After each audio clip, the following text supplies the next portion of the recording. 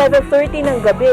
Pero ngayon pa lang mga abay, maga pa, nagluluto na kayo. Preparation po, yung liempo, yung pong lechong kawali, pinakukuloan ko po ng about mga 30 minutes. Pagka after 30 minutes, hanguin, titimplahan po ng asin, tsaka pampalasa. Binibilad ko po sa araw para po yung balat niya crispy. Ayun. Po ang technique ng balat. Kaya pag nilid ko na po sa mantika, akala nyo yung bagnet. Bagnet ng Ilocano. Oo, masarap yun. Balat. Alam niyo mga abay, para lang mabanggit namin sa inyo na talagang dinarayo. Ito pong kanilang pwesto dito sa iskinitang ito, mga abay, ay papakita namin sa inyo yung mga nagsipagpuntahan na rin dito na talagang dinayo sila ng mga kilalang personalidad. Hindi ba meron? Ano, ang dami. Nakita ko sino-sino nga po yun. Ang una ko pong mga suki rito, yung mga reporter po nung sasabihin ko na po sa inyo. Sige po. Yung pong Channel 7. Aha. Sila Ian Cruz, Dano Tintungko, ano po yung mga litrato ng iba. Yung po mga player ng Rain or Shine. Sila Bob Belgar, sila Kinyahan, sila Larry Rodriguez. Yung iba ko mga hindi ko nakilala eh. Oo. Kaya madadagdag na kami doon sa kanilang picture doon.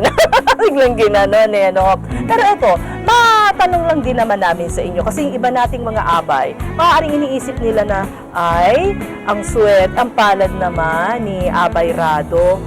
Kasi ako, nag-iisip din ako ng magiging business ko eh. Subukan ko kaya yung pagtitinda ng pagkain. Ibig ba sabihin, miski sino pwedeng pasukin ang ganitong negosyo? Anong masasabi niyo doon, Abay Rado? Kahit naman po sino pwede magtindi. Nga lang ko, ang ano ko sa sarili ko, wag po yung kita ang isipin nyo. Yung pong tao na pag kumain sa inyo ay masisiyahan sa binabayan nila. Sulit po. Yun po ang importante. Hindi yung puro income. Hindi naman po masisiyahan yung tao. Hindi na babalik. Tsaka hindi na po sasabihin, doon kayo kumain, masarap doon, mura pa. Kaya kahit po sino, nga lang, kailangan po yung dedikasyon mo na ayusin yung paninda mo. Yung magagandang klaseng baboy. Hindi po ako bumibili ng basta-basta baboy. Ang binibili ko po yung mga partner lang, yung mga primera. Kung tawagin May nyo. suki naman kayo eh. Meron po. Meron po sa retail market. Ayun, oo. One last po, Abay Rado, ano po ang maipapayo ninyo sa ating mga kataong bahay na nanonood ngayon dito sa Net25? Yung sabihin na natin na wala silang tinapos, at pagkatapos ay nag-iisip din sila ng isang kahit maliit na negosyo na makakatulong sa kanilang kabuhayan. Ano po ang maipapayo po ninyo sa Kung papasukin nyo po yung katulad ng ito pong hanap buhay na pinasok ko, kailangan lang po tiyaga at sipag. At saka po yung kumahari, yung produkto ninyong iluluto, kumahari po yung magaganda. Huwag po kayong bibili ng mga mumurahing baboy, baka makabili kayo ng bocha kung tawagin. Kasi sira po kayo. Malinis na trabaho at ayusin lang po. At isa po, yan lang po sa taas.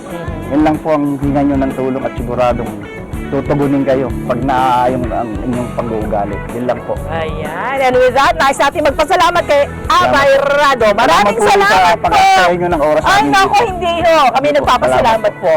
Kaya Abay, narinig po ninyo ang kanyang payo at ang kanyang pagsisimula ng isang negosyo. Sa susunod, baka kayo naman ang pupuntahan namin, mga Abay.